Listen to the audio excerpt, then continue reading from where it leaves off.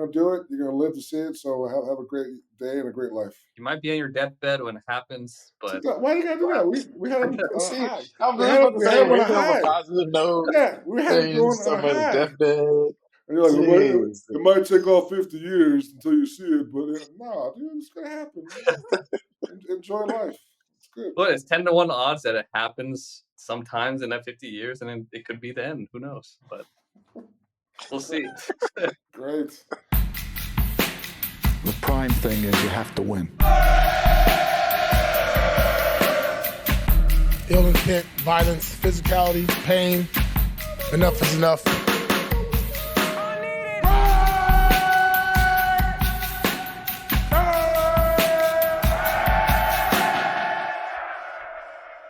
All right, guys, welcome back to the Just Win podcast. We had a bunch of Charger fans kind of troll us on the YouTube channel about our name because the Raiders didn't win last week, and we'll go through some of the reasons why they lost and what they can improve on. Jim Harbaugh had an interesting quote after the game. He said, the biggest growth teams make is usually from week 1 to week 2. And I think that's true. I mean, you identify the problems that you have on a team because preseason doesn't really tell you the full story of what's going on. And, if you have a competent staff, you can kind of fix those issues. So we'll talk about some of those issues and whether we think the Raiders can fix them or not. But that's Tashan Reed. I'm Ted Nguyen. That's Vic Tafur. And let's get into it. So what do you guys think that the passing attack is a little too horizontal? Yeah, they average 4 air yards per play, so that's not good.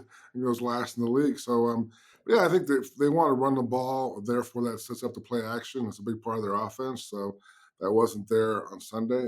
But at times, I think you got to force the ball to Davante. I think more than they did. I think they got to try and make big plays because I think if you throw the ball anywhere near him, a lot of times it would be a good thing. So, yeah, I just think we were too conservative last week, and I think. To have any chance to win against the Ravens, you got to take some shots. Yeah, I mean, you look at, Gardner Minshew's final stats from the game. I think they look fine, especially compared to a lot of other quarterbacks in the league. It was a down week for passing, but overall, I mean, you can't, 4.5 air yards per attempt isn't going to get it done. Like, you have to stretch defenses more vertically, make them, at least respect the deep threat a little bit. Otherwise, it's just going to be really tough for you offensively. They're going to sit on all those underneath routes. It's going to be hard for guys to get yards after the catch. And in the run game, they can just load the box really without having any fear of you beating them over the top. And, I asked offense coordinator Luke Getsy about it today, because traditionally, I mean, his offense is, it's a couple of years with the Bears and so far this year, it's been a lot of that type of horizontal offense, short, quick hitting routes. And I asked him, is what you want it to be, or do you want to push it more vertically? And he said he wants the defense to have to worry about every blade of grass. And Chargers didn't have to do that in week 1. We'll see if they start to change it a little bit more against the Ravens in week 2 and beyond, because I just don't think that's really sustainable for a whole season. Yeah, and I think a problem is, and we talked about this before the season, is if teams aren't going to respect your run game, that they're just going to sit back and play coverage. And I was surprised looking at the numbers. The Chargers were in too high defense almost the entire game, over 50%, maybe 60%. I don't have the exact figure on me, but if you're going to sit back and too high and take away deep passes, you have to be able to run the ball. And the Raiders just did not show any sign of being able to run the ball. The outside zone takes some time to get acclimated with the offensive line. You have to have chemistry. You have to kind of know what each other are doing. You got to be able to make calls against certain fronts. And the Raiders just did not look like they had that chemistry. And I'm not sure if Zamir White's a great back for this type of offense as well. Well, I don't think it matters what kind of back you are if there's no hole. I think there's no room to run on Sunday. So I think, and sometimes, I give the Chargers a hard time as far as their lack of offensive firepower. But I will say the defensive line is pretty good. Obviously, they have Mack and Bosa, but there's some other big boys up front that do a nice job against the run. So that's definitely one of the tougher teams, I would say, this year, probably against the run. Look, I mean, I'm guessing, but so yeah, that was definitely too much to ask for the Raiders O-line this past weekend. So ideally, they'll get better. They'll grow from this. They also have a new scheme, but clearly they got pushed back. I think for the most part. I think Thayer Munford, I thought did a good job. Otherwise, the other guys kind of got pushed back, and so I can't really blame Zamir. Obviously, he fumbled the ball, but the first 3 plays, he had nowhere to go. Now, I'm not saying I'm not putting the blame on Zamir White. Right, I'm just saying I don't know, on a grander scope, if he's like a good back in this type of system, which is why I think maybe they want to get Madison in and kind of get him some more carries because he's from the zone system from Minnesota. right. Yeah, I just you need a guy that can make those cuts and be fluid, finding those holes in the outside zone, and White was better when they're running some more inside stuff too. So maybe they get good at running both, but it's very obvious what Getsy wants to do is he wants to be an outside zone run team. Yeah, I mean, I think, core to offensive issues in week one, whether it was their ability, or inability, I guess I should say, to push the ball downfield in the pass game or run the ball, like it all starts with the offensive line, of course. I don't think it was like shocking to us that the offensive line struggled. We've been talking about that the last couple of weeks. I mean, you got Cole Miller coming off off-season shoulder surgery. You got Cody White here in there as a backup left guard with Jackson Powers Johnson still being sidelined. Dylan Parham switching to a new position at right guard. Thayer Munford, like Vic said, I thought he ended up playing pretty well, but outside of him, it was kind of rough for the offensive line. I think center Andre James had a rough day as well. So, uh, they have some injury issues and guys coming back off of injuries, and then you're making a pretty big transition, with that blocking scheme change, and so all that mixed with the Chargers having a pretty good defensive front, that's a bad formula for the Raiders having a good day offensively. So I don't think it was shocking to us, but nonetheless, it needs to get better moving forward. Otherwise, this offense is going to be looking like this whole season. I mean, are you guys surprised at the lack of 12 personnel? Because, all offseason we've been talking about 12 personnel, and maybe it's because Bowers hasn't practiced because he's injured, but they only got into 12 personnel on 10 15, snaps. 10 15 of snaps? 60. I just followed the story. 15 of 60. So 15. One Wait, fourth. is that multiple tight ends? Multiple tight ends set, Yeah. including 13. Right, Okay. right. So Yeah. 15 to 60. So I was surprised, and I just saw a quote from the Ravens defensive coordinator Zach Gore. He also was surprised. He kind of thinks they may turn this week. It may have been matchup based. I think Deshaun asked Getsy about today, and I guess they were kind of the Chargers are treating Bowers as a receiver. I guess, which kind of can defeat the purpose there. But again, and also running the ball. If you run the ball, I think you'll get them kind of on their heels a little bit, and they can kind of attack with 2 tight ends a little better. So I definitely think it's going to be part of their identity going forward. It wasn't week one, but I think clearly when you draft a tight end in the second round, and the next year you draft a tight end in the first round, you got to get them both on the field. Otherwise, you've done a bad job drafting. So, and they both had good training camps, good preseasons. I think Bowers, we saw some of his playmaking ability on Sunday. So, I think that was going to be when we look back on it. This will be the least amount of times they will use 12 personnel. I think it'll be more this week and then going forward. I think it'll be a big part of it has to be, I think, a big part of the offense. Yeah, I mean, according to True Media, they only used it on 17% of their snaps, which is like 20th or so in the league. So one of the lower rates. And I mean, for a team that put out their depth chart in 12 personnel, obviously you would expect a lot more. I mean, with Getsy, I think what he said is true. Like the Chargers just treated Bowers as a receiver, but every team is going to do that if they can't run the ball out of 12 personnel, which they couldn't. Because I mean, if you can't run the ball, he essentially is just a big slot receiver, and that I mean, me and Ted wrote about that earlier this summer as sort of the cautionary tale of how 12 personnel can go wrong, and that's it. And so they're gonna have to figure it out. I mean, you can't just go away from it if that's going to be the case. Otherwise, you basically made a wasted move by going with this whole two tight end formula.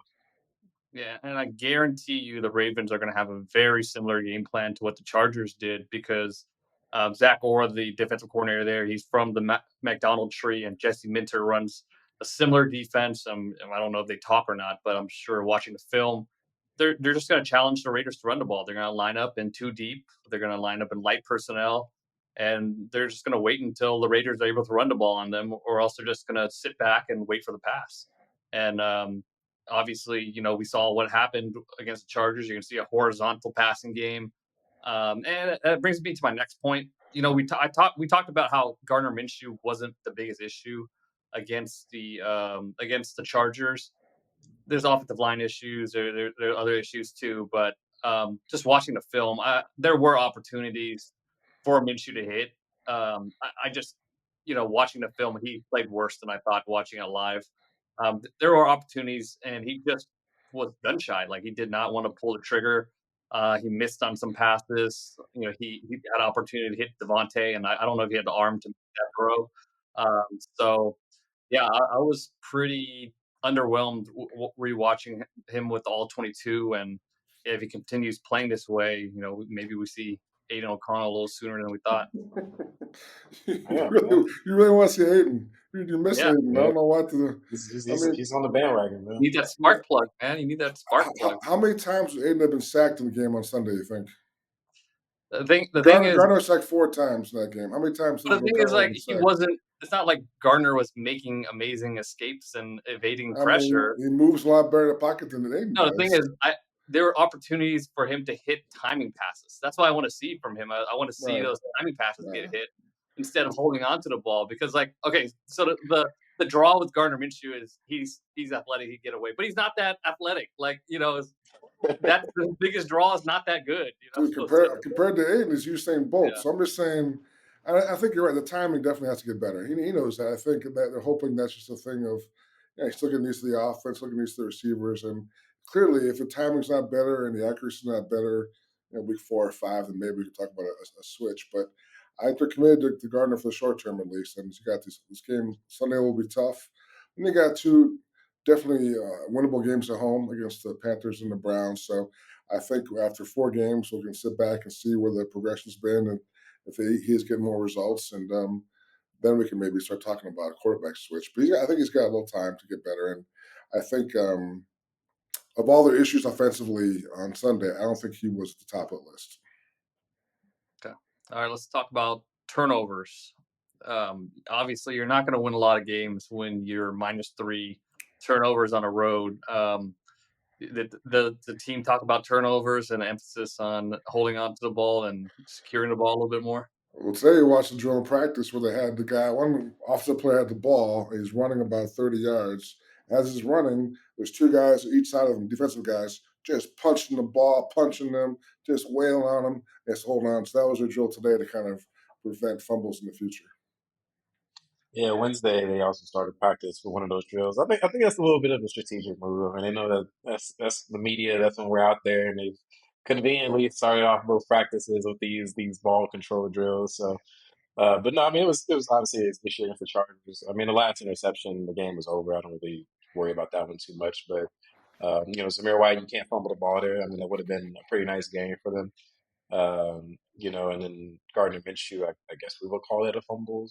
Yeah, When he just kind of drops the ball. Like that was more of a fluky play. That's not like a You ball need to do security hand issue yoga. there. So Stretch your hands out, make them bigger. Hand yoga. yeah, no, plus it was hot. I mean, he's sweating, trying to pull the ball back. I mean, obviously it's a terrible play, but yeah, obviously they can't fumble the ball and they can't turn it over. So any hopes they have of winning on Sunday, they have to eliminate that kind of stuff. It would be a pretty clean game to have a chance to beat the Ravens in Baltimore. Yeah. What do you guys think about the running back rotation moving forward? Do you think Madison is going? I mean, Madison played probably a lot more than people outside of the organization, especially in the fantasy football world, expected. I think a lot of people expected Zamir White was going to be the workhorse, but you can kind of see the signs that Madison was going to be a big part of the rotation. Do you think he eats up more carries moving forward? I think it's gonna I be a think it'll pretty. depend. Yeah, go ahead. Yeah, I think it'd be touch and go. I don't think they're gonna like decide this is the guy moving forward and that's gonna be it. Like whoever performs better, they're gonna ride the hot hand, and it's gonna be more of a running back by committee approach, which I mean shouldn't be that surprising. I mean Tom Telesco said that pretty early on after he got hired that that's his preference. I think Luke Getzey has been pretty open about that as well, and so I don't think it's going to be like a Josh Jacobs type of situation where guys just getting 95% of the carries. Like it's going to be whoever's playing better. And last week it was Alexander Madison. We'll see what's the case this week. Yeah, I think it's gonna be a timeshare. I think I know fantasy people will hate to hear that, but I think they'll probably split carries, and I think there's still potential there for Zamir to kind of take over at some point. I think that was the hope going in, and he had a rough start. Obviously got stuffed a few times in the fumble. And I think at that point, you can't replace all 5 linemen. You got to try something on running back. And then Madison scored, had a nice play. We hurdled the guy, so I think you kind of go with the hot hand there. So, but I don't think Zamir White's dead by him. I think Zamir will bounce back. Maybe this week we'll see, but I'll say timeshare for now. And when the opponent runs the ball, run defense has been an issue. And we talked about, the Raiders' run defense was pretty good, especially in the first half. They didn't allow anything in the first half. And when you look at the run success numbers, they were pretty dominant, except for 4 runs. 4 runs in the second half netted them 127 of their 176 rushing yards. So explosive rushes are an issue.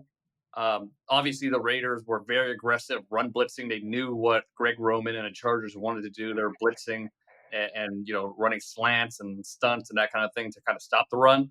Um, but yeah, those explosives blew the game open. I mean, they're a big reason why they lost. But I think that you could fix those issues. There were some run fit issues, especially with Diablo. One on, I think it was, I think it was one of the touchdown runs from the red zone. It was a 12-yard run where he blitzed from the outside when he should have been blitzing into the B gap, and then that's exactly where J.K. Dobbins ran for a touchdown. Those issues you can fix. Maybe Diablo plays a little bit less. They try out one of the young linebackers. We'll see what happens. But to me, the run defense was mostly encouraging. And I think these are issues that can get ironed out with some coaching. Yeah, I think Diablo. Yeah, I mean, I think so. go ahead, Vic. Diablo had a bad fit in the one. I think the other Dobbins big runner was a missed tackle by Wilkins up front, and I think Merrick. So I don't know. I mean, we talk about fantasy and people and they're excited about J.K. Dobbins. I didn't think he looked that great. I know he had the 2 big runs, but I thought he looked kind of slow, and I'm not sure that's really going to be a recipe for him going forward of success. But again, they have a good old line. The Chargers did a good job in that last big run of getting the whole set up. But yeah, I think if you're a Raider fan, you have to be enthusiastic about the defense. I think the running defense looked good for the most part. I think they kind of shut down the receivers. I mean, I didn't hear much about Josh Palmer all game and the tight end. So I think it's definitely something you can build with. I mean, as far as defense goes. Yeah, I mean, I don't know. Like, I know people have been saying, like, oh, yeah, it was only 2 runs. But yeah, if you can give up fucking 2 runs for 110 yards, like, that's not a, like a pass for that. You got to let it happen. So, I mean, Right. I would still say the run defense was an issue in the second half. And I mean, that 46-yarder was like what the first drive of the second half. So it wasn't like they were worn down and tired at that point. And Right. again, it's been an issue for years now. So it's something that they just got to play better. I don't think it's really a schematic thing. I mean, I wrote about it today. They did adjust, against the Chargers. They played a lot more 5-man fronts. They didn't use nickel nearly as much as they typically do to try to get some bigger bodies on the field, and Chargers still ultimately were able to find success. And so I think it comes down to player performance. Obviously, defensive line, they got to get off the blocks. Linebackers, cornerback, safeties got to do a better job of hitting gaps and taking proper angles. I think on a couple of those big runs, like, partly was on the safeties. The first one, Trayvon Merrick, he missed a tackle in the open field. And then on the second one, Marcus Epps really kind of just like blindly crashed down to the middle, and they left nobody, to cover him on the back end for that 60-yarder. And so I do think it's something they need to get better at, especially this week, in particular. And we'll talk about it a little bit more later with them playing the Ravens. But I don't think it's something you can just wipe away for sure. Yeah, but I do want to shout out Christian Wilkins. I thought he was really, really good against the run, splitting double teams, and he was a factor in the run game. I thought John Jenkins played really well throughout the game, but that last 76-yard run was a kind of on him. But I think he was just kind of worn out at that point. So, you know, I, but depth is going to be an issue because, especially on the ends, Malcolm Kuntz is out already. Tyree Wilson doesn't look like he's going to play. What Antonio Pierce's exact words? It does not look good for Tyree Wilson right now. So it doesn't seem like he's going to play. So depth on the edge is going to be an issue. Yeah, and the good news there is I think with Tyree, it won't be a long-term deal. So I think I don't think he'll play this weekend, but who knows? He may be back sooner than later.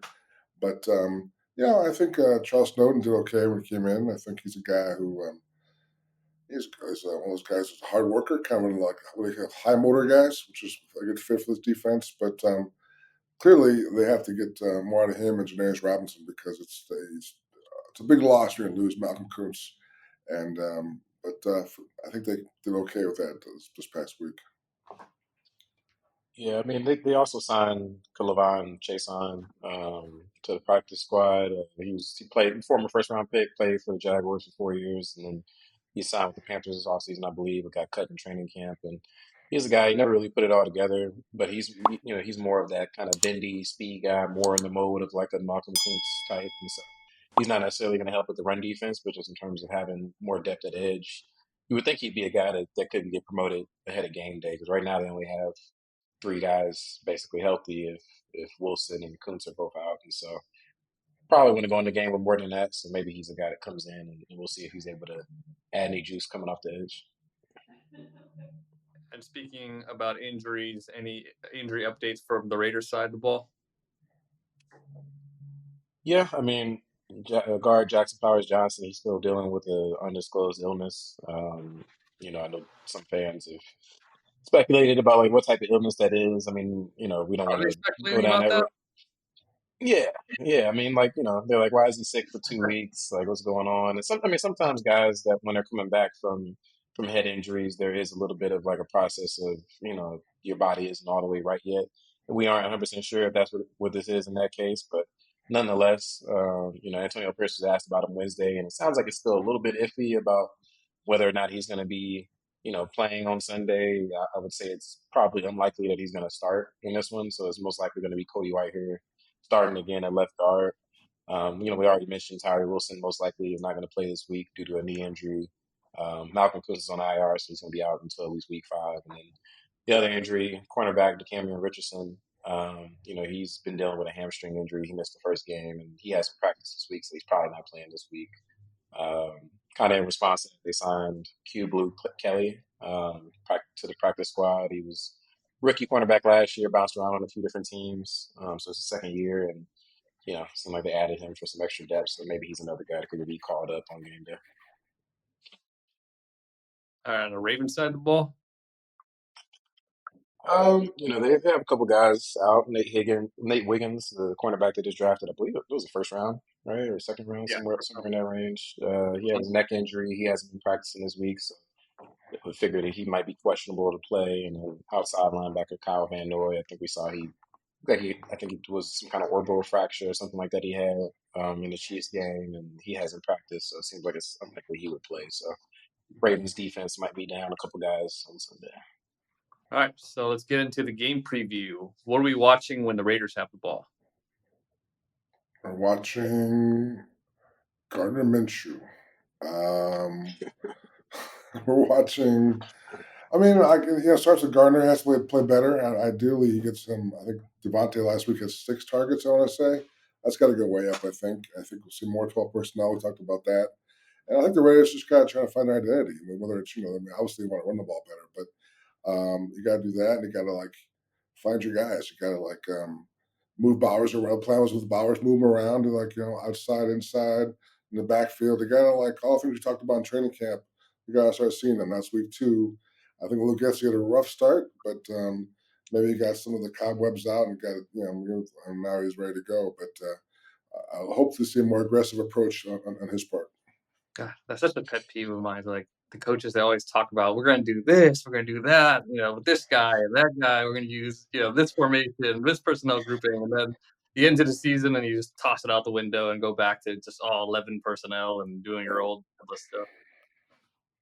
Yeah, I mean, I'll be looking at whether the Raiders can establish the run. I mean, yeah, I think it's really going to be, you know, instrumental in this game. I mean, the Ravens, they bottled up the run pretty well against the Chiefs last week. They typically have a pretty good run defense. And, Gardner Minshew, he's not going to beat the Ravens dropping back 50 times. And so if they can't have a more balanced approach on offense and dictate what the defense is doing more, then I think it's going to be another rough day for the offense. I mean, we mentioned the Chargers sat back in too high and basically dared them to run, and it worked. And so if they can't make the Ravens pay for doing that this week, I don't see why they would do anything differently. And that would just make it, difficult for them to push the ball down the field in the pass game, to run more play action, to use more 12 personnel, everything, that they're trying to be on offense. And so I think it really comes down to can they win up front and get the ground game going in order to have some success against this Ravens defense. Yeah, I mean, that's one of the one weakness the Ravens defense has is on the ground last season, and they didn't add any big run thumpers, and they lost Patrick Queen. So yeah, watch what see if the Raiders run the ball, see if they're actually going to get into more 12 personnel and use it creatively. Move Bowers outside, move him to fullback like you did in the preseason, and they're gonna have to block Justin Matabuke. He's probably their best Namdi. defender. Namdi. They're gonna pack you Oh, up. That's his name now. sorry, Namdi. Yeah, that's his name. Okay, Changed his name. Namdi Matabuke. He's their best player. We're gonna see if the Raiders are gonna be able to block him inside. The Raiders really struggled inside against the Chargers too. So, especially in passing downs, they run him all sorts of stunts and picks for him. You really have to communicate to be able to block him. I'm going to say 18 and a half targets. That's the over under I'm setting for Davante and Brock Bowers. Adams and Bowers, Oh, I was about to say. 18 and a half touches combined to have a chance to win this game. If you don't go over 18 and a half, it's Wait, 18 and impossible. a half touches or targets? Targets, on my bad. Targets, my bad. Okay. I'm sorry. Targets. Touches. Touches were good too. No, targets. Sorry, targets. So 18 and a half targets to have a chance to win the game on Sunday.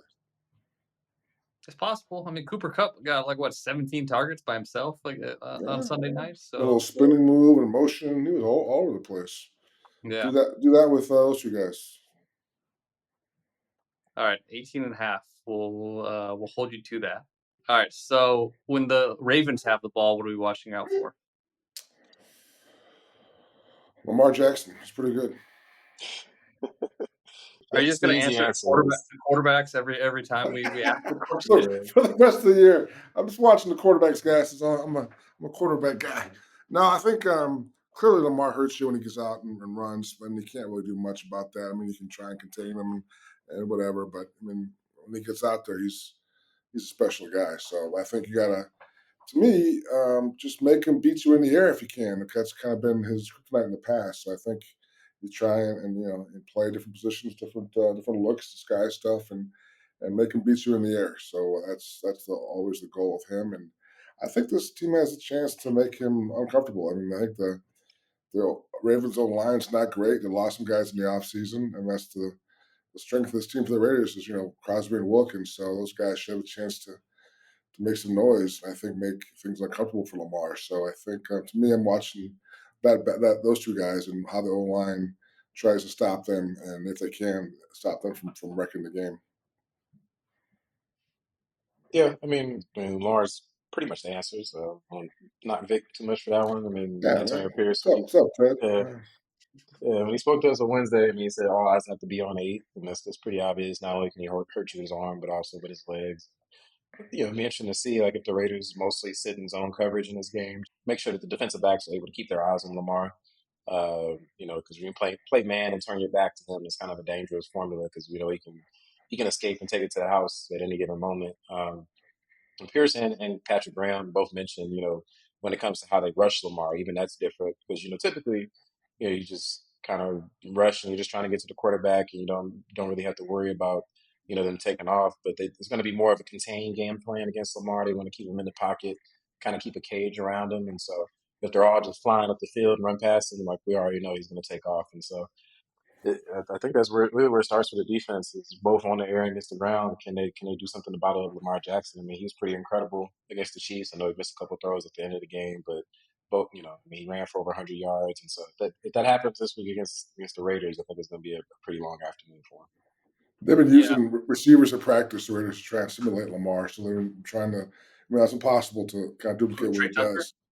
They're not saying who, but definitely different receivers. And I think I thought that was a really good quote by Davante, which I thought was interesting, where he said he watched Lamar like in 2021.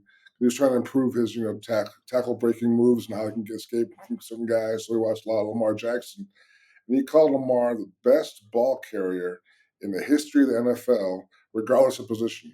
I thought about it, and that's actually, I mean, he's got to be up there. I mean, definitely, obviously, Barry Sanders jumps to mind, but there's definitely some in terms of pure elusive ability. He definitely is one of the best guys we've ever seen do it. Yeah, and last week he ran a lot more than he usually does. He kind in the past couple of years he's kind of taken it easy on the running, like he'll run out of bounds or he'll maybe dive a little early just not to get hit. But against the Chiefs, you could tell that game meant something to him. He was trying to win that game. He was lowering his shoulders, trying to smack guys. He was kind of proud of that in one of the conferences after practice.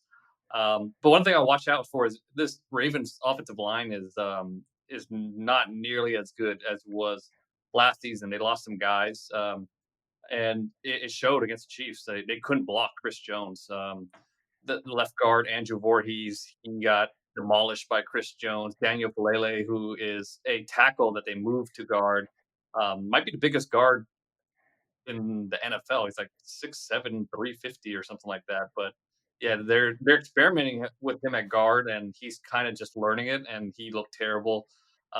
Right tackle Patrick McCarry, he looked bad. I mean, Chris Jones was like, I think they gave Chris Jones like, oh, you could just take whatever matchup you want on third down, and we'll just move guys around. And he kept on going to McCarry's side so he could bowl him over. So if the Raiders have a chance to win this game, Max Crosby and Christian Wilkins have to take over, and they have a really good matchup against this offensive line. I think I would bet the under in this game. I don't think the Ravens score a ton.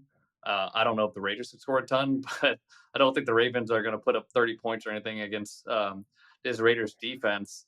And as far as containing Lamar Jackson, what I thought was interesting was Patrick Graham kind of went back to his roots. He at his core, he is a man cover zero blitzing guy. That's what he was when he was with the Miami Dolphins. He kind of learned that from Bill Belichick, and they did that a bunch against the Chargers, and that was one of Lamar's Jackson's weaknesses for a long time. Is he couldn't handle those cover zero blitzes. And when you're blitzing cover zero, you bring multiple guys, so it's you contain him because there's just too many bodies for him to run around with. So I'm curious to see if they're going to blitz Lamar a little bit. He's gotten much better against the blitz, especially last season. But I wonder if they're going to test him with that. There's a strategy called odd mirror that Patrick Graham has used in the past. It's a Patriots. I think it's a Nick Saban thing, but the Patriots used it. Patrick Graham used it when he was with the Giants, where you're basically flushing a guy out to the left or right on purpose, so your spy knows exactly where he's going to go. So it's not just a quarterback spy waiting in the middle where the quarterback is a two-way go. You're flushing him to the left, and the spy knows he's going to the left, so he sprints that way. So I think we'll probably see some of that. But You gotta be yeah, careful though. You don't flush him too much. You flush him too much, yeah, he'll take uh, off. You want to give him a direction and a head of steam going. But yeah, I mean they gotta be aggressive, like you're saying, different looks. You got blitz once in a while, but you gotta make him think about things and not get too relaxed back there for sure. yeah. I think Divine Diablo will probably be used as a spy.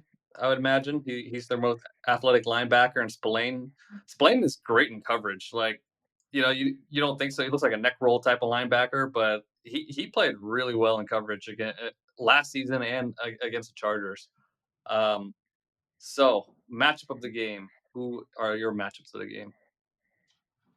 I think I'm gonna go with Matabuke versus the Raiders' interior defensive offensive line. I thought the interior offensive line was probably the weakest link in Week One. I know we mentioned about their collective struggles, but Andre James had a really rough game in my opinion. I thought Parham had kind of a rough one at right guard. I think Whitehair was okay, but he wasn't great either. And so if he's able to, be a game record, which he's certainly capable of doing, both against the run and the pass, like I think that could be something that derails this Raiders offense pretty quickly. And so, obviously he's a guy that he lines up at different spots, so he's not necessarily going to be going against one of those three guys every single time. But just kind of collectively, I think that's going to be the matchup that determines whether or not the Raiders offense can get it going this week.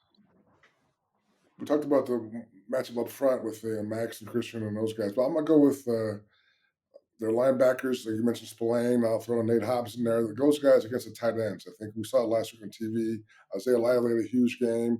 Mark Andrews is still one of the better tight ends in the league. I think he'll definitely bounce back this week. So you got two really talented receiving tight ends out there that Lamar likes to go to. So that's a tough assignment for a defense to kind of have two guys out there. So I think we'll see Spillane, Hobbs, Diablo, maybe some other guys. But those guys have to contain those tight ends because that was the reason why they kind of had a chance to win last week against the Chiefs. Lively was kind of unguardable for a little while there. Yeah, according to Pro Football Focus, in that Chiefs game, Mark Andrews was doubled the most he's ever been doubled in the last 2 seasons. So Steve Spagnuolo was clearly trying to take him out of the game. But when you have a talented core like the Ravens, you could go to Isaiah Likely and he was the big star in that game. And I don't imagine the Raiders will focus on taking away Mark Andrews like the Chiefs did. So, um, yeah, I mean that's a good one. I mean the tight ends are going to be a big factor. Um, What's the uh, record for most catches by tight ends from both teams in one game? I remember this weekend. I'll look it up. oh, that's one you should look up. I should. Well, stat of the week. It will be. Yeah, We'll see. What's your Or not. matchup, Sid? Or not. Whatever.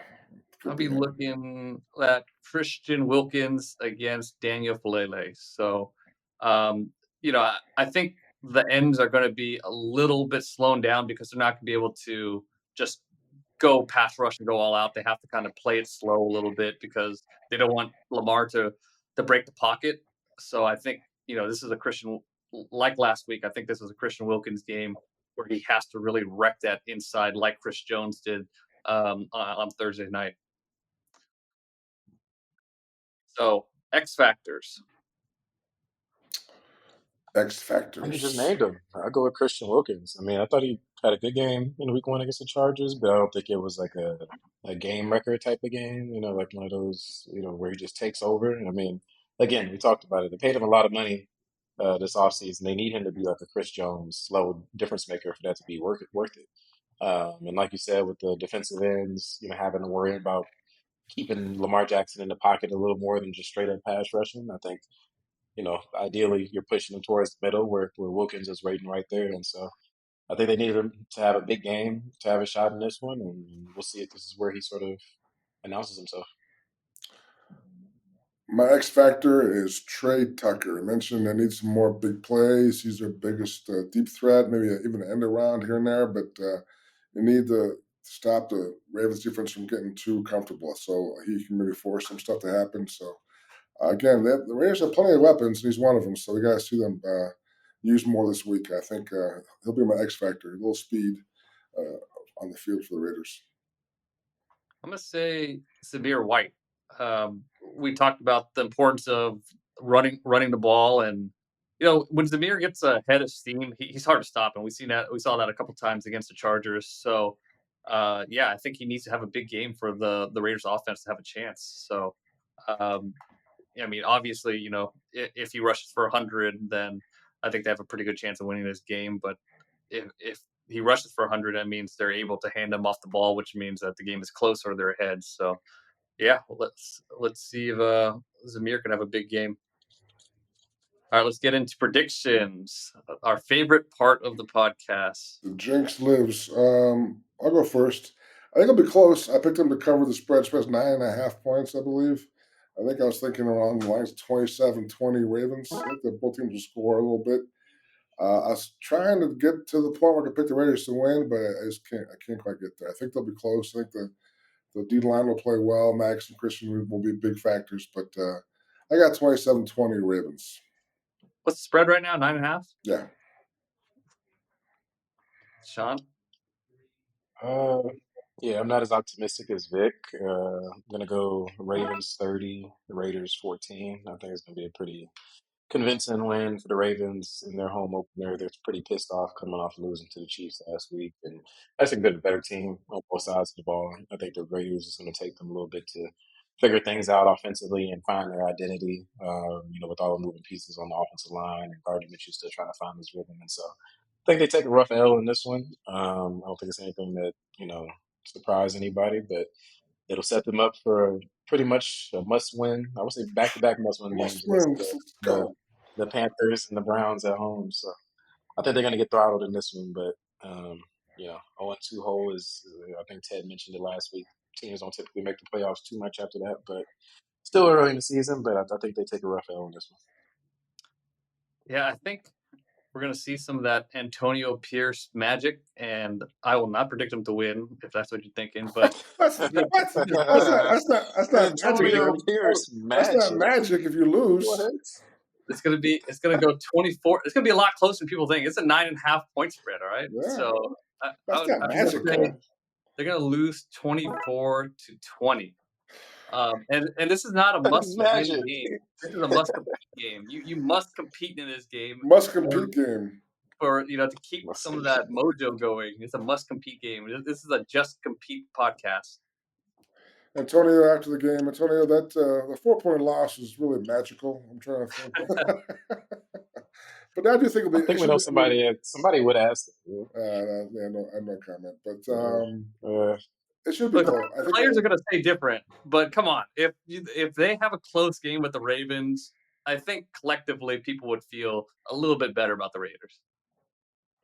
Yeah, I think it's all about improvement. Like you want to get better on offense, right? You want to get better on defense. No long runs that you give up. You want to like contain Lamar. So I think it's all about. I mean, it sounds corny and not really fun, but just get better. And I think it's a lot to ask to win at Baltimore. But I will say, the Ravens are not great, and like they have been in the past. So they've lost a lot of guys in the O line and other spots. So I think they're good, maybe very good, but they're so not great. So I don't think it's impossible. But I think the main thing, like we talked about, is improve some areas on both sides of the ball, and you're fucking making some momentum. And then again, the Panthers might be the worst team in the league, so you can really get the ball rolling and kind of go from there. But I think 2-2 is the goal at this point, and I think that's definitely still very doable.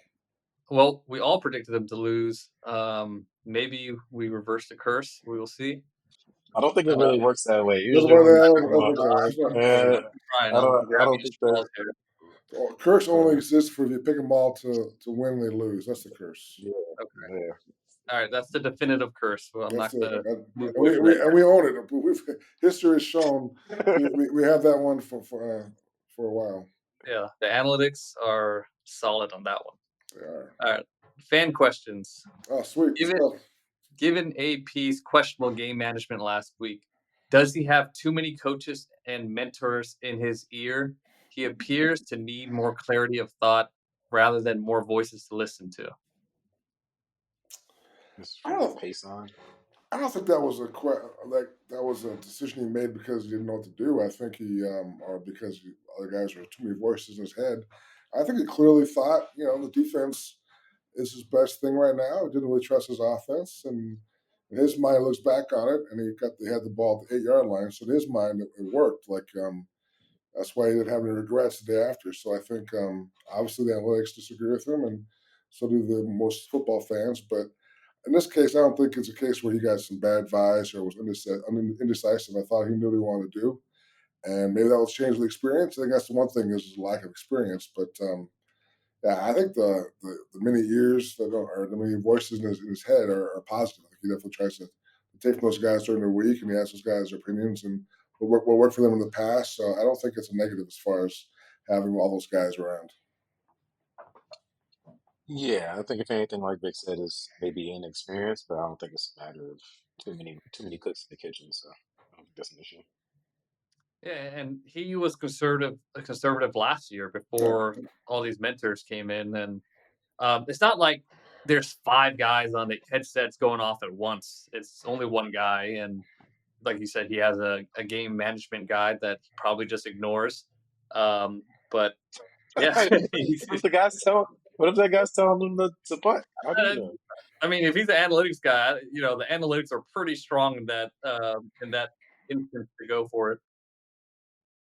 So, Mm. and since this question kind of relates, I'm gonna sneak one in from Aaron Bruno, who created our intro. He asked, it's early, but do you think there's some players that maybe lost faith in AP to make good decisions because of that decision?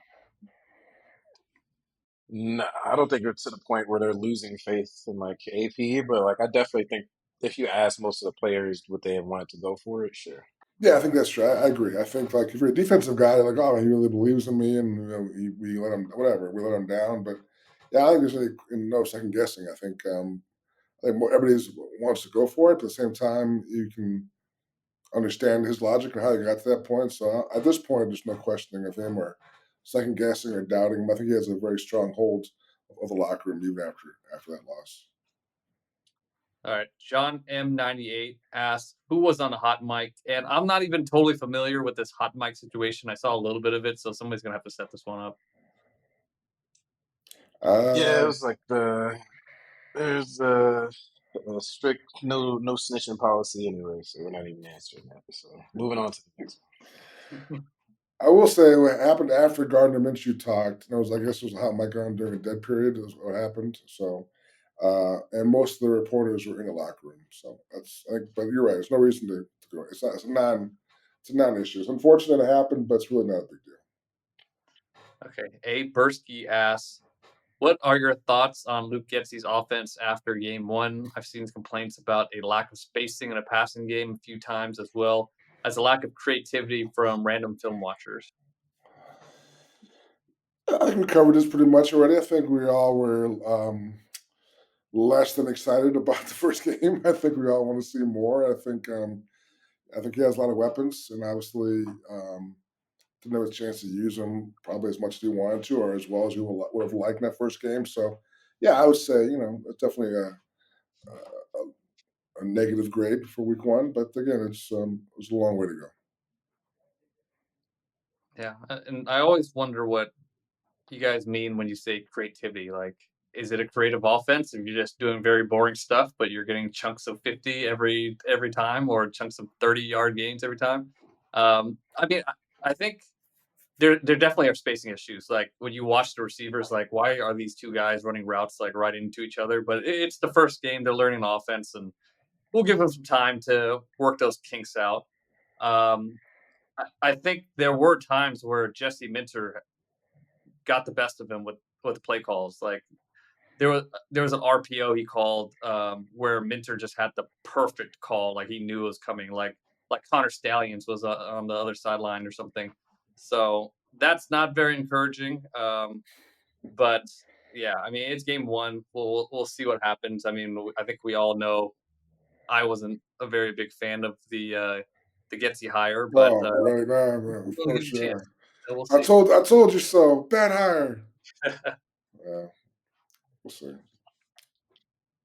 All right. So next question. I'm currently 30, so I was fortunate enough, at least, to remember watching the 2002 Super Bowl. Fortunate, and the shit show that was after. Will I ever witness another Super Bowl team in my life?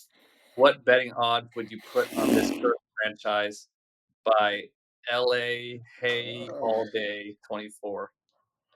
so you want to see odds of winning Super Bowl or getting back to one? Just I think witness just getting a back Super to Bowl it team. because That's because yeah. So just getting back to one. Mhm. In his lifetime, he's 30. So we're He's guessing 30. he'll live another 45 No, years. lifetime expect let's say 80. Give him 80? 50. Yeah. All right, well, another 50 years. All right, another give him 50 50 years. years. All right, 50 years. And of course, in 30 years, we'll all be playing space ball, whatever. But we'll give him the odds of 10 to 1. 10 to 1.